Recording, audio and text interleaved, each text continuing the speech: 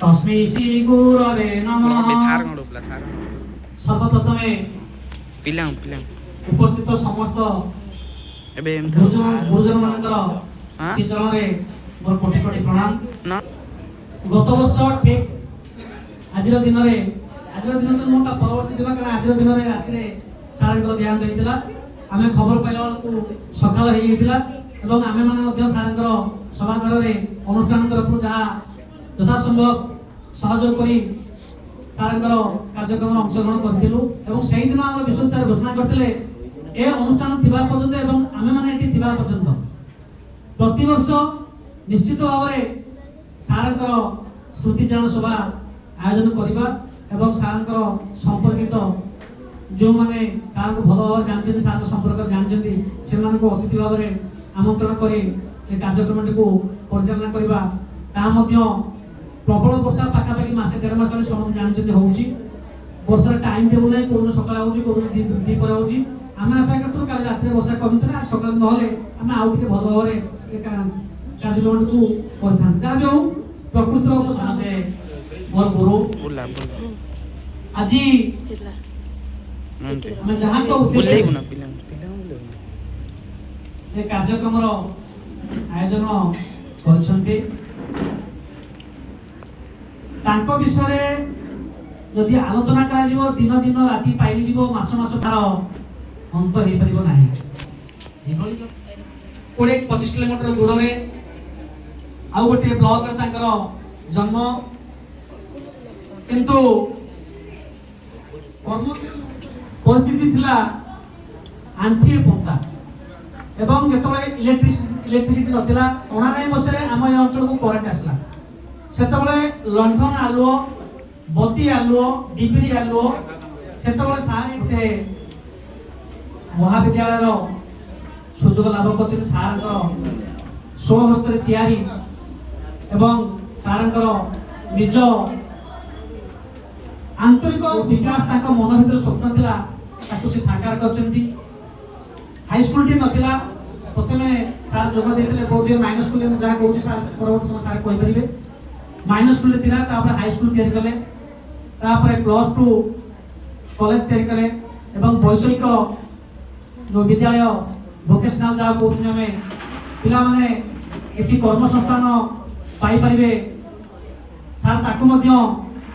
कले तापर degree college जोटा हमरो +3 हम जा कहउछंती ताको मध्य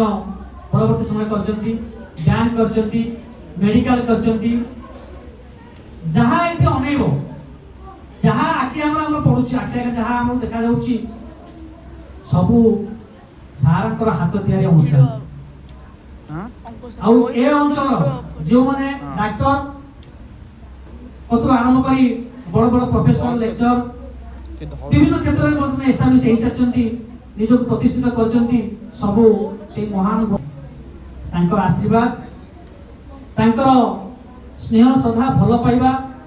आउ व्यक्तिगत भाव रे ए अंचल एमिति किए नथिले से सार गां को ना न जानथिले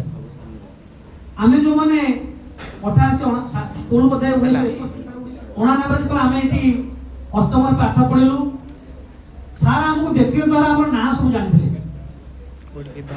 एवं आम पूर्व तो बहुत बैच गलानी बहुत पिला पाठ पढि जाइथिले इलेक्ट्रिसिटी नथिला एडजस्ट करथिला आमे देखि तो एडजस्ट कर आरंभ कोन हित को कहि परिबे सार कहि परिबे मु जो देखथिली सेटा एडजस्ट करथिला एभली जो दयनीय